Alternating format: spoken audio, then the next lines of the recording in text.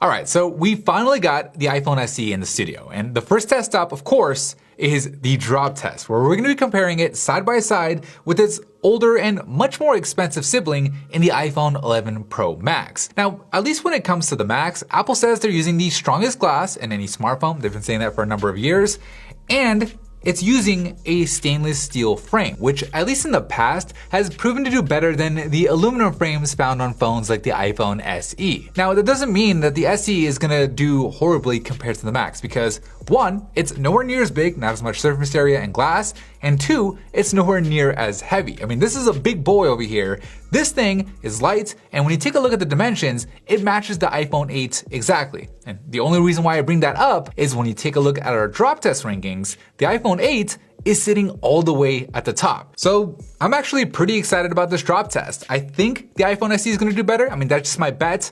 I have some data to back it up, but let's find out.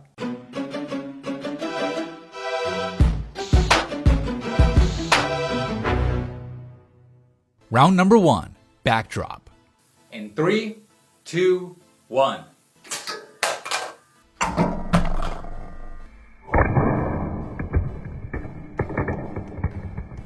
After the backdrop, the iPhone 11 Pro Max has its rear glass completely shattered, while the iPhone SE on the other hand doesn't have so much as a single crack. The glass looks like it's in perfect condition, so a great result for the SE and an easy win for it in round number one. Round number two, corner drop. In 3, 2, 1.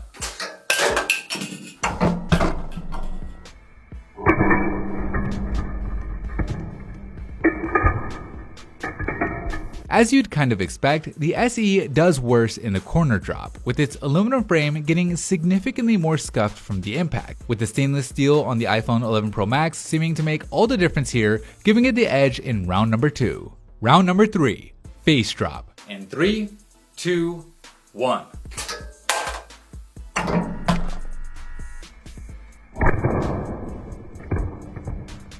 After the face drop, the iPhone 11 Pro Max unfortunately has its glass cracked, with spiderwebbing going all the way up and across. The iPhone SE on the other hand, while it didn't come away completely unscathed, it only suffers from a single crack going across, so while it's still not a perfect result, still a clear win for the iPhone SE in round number 3.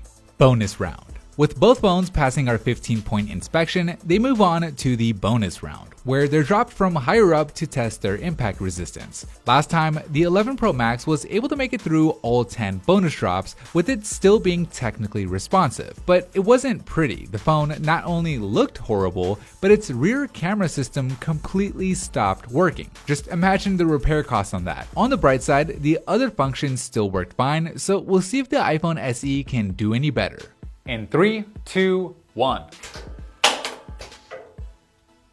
Ooh, first drop in, and immediately we see more cracking. It's just really spreading from where it originally cracked on the original face drop, but definitely going all across the board. Looks like the screen is still fully functional, so that's good news. Camera still works, selfie still works, so we're in pretty good shape. 3, 2, 1.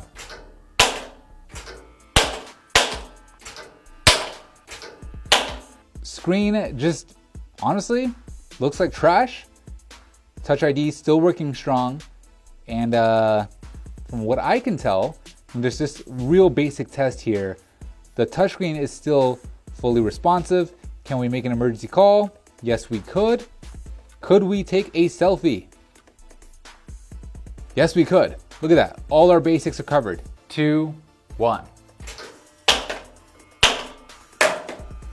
Last drop. 3, 2, 1. I really hope that I made it all the way through. This would be great. $400 phone. Can it be a cheap repair? Well, look, at least when it comes to the LCD, I don't see any sort of damage underneath the glass. The glass itself, yeah, you gotta swap that out. That's pretty obvious. Touch ID still works. The camera still works. And can we make an emergency call? Yes, we can. This is an amazing result. Now, obviously, we have to go under the microscope, take a closer look at everything from like the GPS and the compass and all that. But initial test, initial observation, this phone is durable. I mean, look at the back. The back glass is completely unscathed. Got a little bit across the aluminum edges, but you replace this screen or the glass and this phone seems like it's fully functional. Absolutely phenomenal. So after taking a closer look, everything on this iPhone SE is still fully functional. A simple repair for that cracked screen and you'd be good to go. So a clear win for the SE in round number 4. Okay, with all 4 rounds complete, let's take a look at the scorecard. In the first round, the SE's glass didn't suffer any damage while the 11 Pro Max is shattered. In the second round, the stainless steel frame gave the Pro Max the edge. In the third, the SE's damage was nowhere near as bad, while in the bonus round, the SE made it all the way through with flying colors, making it by far the winner in this drop test. Anyways, that is it for me in this video. Thank you guys for watching, and as always, I'll see you in the very next episode.